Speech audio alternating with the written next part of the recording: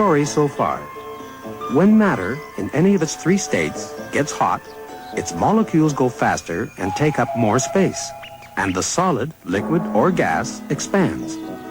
When matter gets cold, its molecules go slower and take up less space, and the solid, liquid, or gas contracts. And now, measuring temperature. Can you tell whether something is hot or cold? In that case, decide which of these three bathtubs you'd like to step into.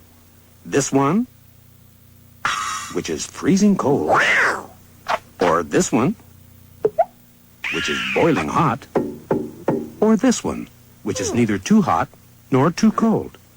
It's an easy choice, isn't it? Well, go on. Step into the middle one. Feels just a bit too hot, doesn't it? Try the other foot. Oh, now it feels a bit too cold. Well, perhaps judging whether something is hot or cold isn't so easy after all. This is because the human body can only notice differences in hotness or coldness, how hot or cold something is in comparison with something else. But even your own feet can't agree about how hot or cold the water in the middle bathtub is. There must be a better way to measure degree of hotness, or temperature as we usually say. What do we know about hotness? Well, when the temperature of something goes up, its molecules go faster. The molecules in the boiling hot bath water are going too fast for comfort. And the molecules in the freezing cold bath water are going too slowly for comfort. If we could only make sure that the molecules in the in-between bath water were going at just the right speed for the human body, you could take your bath. But how can we measure their speed? Molecules are so tiny, we can't even see them, let alone clock how fast they're going. Wait a minute. There's something else we know about hotness. It not only causes a speed up of molecules, but this speed up causes matter to expand. So we could measure molecule speed indirectly by measuring the effect of that speed, the expansion itself. And that's exactly what a Swedish scientist by the name of Anders Celsius did in 1742. He took a liquid that expands quite a bit when it gets hot, mercury, and poured it into a little tube.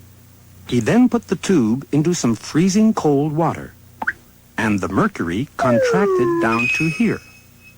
He decided to label this freezing point of water 0 degrees Celsius. Next, he put the tube into some boiling hot water, and the mercury expanded up to here. He marked this boiling point of water 100 degrees Celsius. Now he had a means of measuring the relative speeds of molecules. In other words, the relative temperature or degree of hotness of things. Comfortable room temperature is 20 degrees. But 30 degrees is a bit too hot. And minus 20 degrees is much too cold.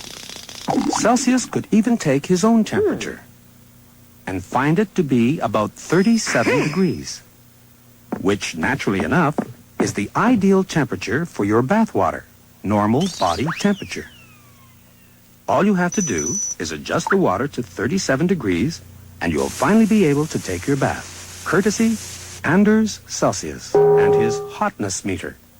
Or if you prefer the Greek word for hotness, which is thermos, as in thermos bottle, his thermos meter, or thermometer. Is your bath water at the right temperature now? Oh, my. Perhaps you should have taken a shower.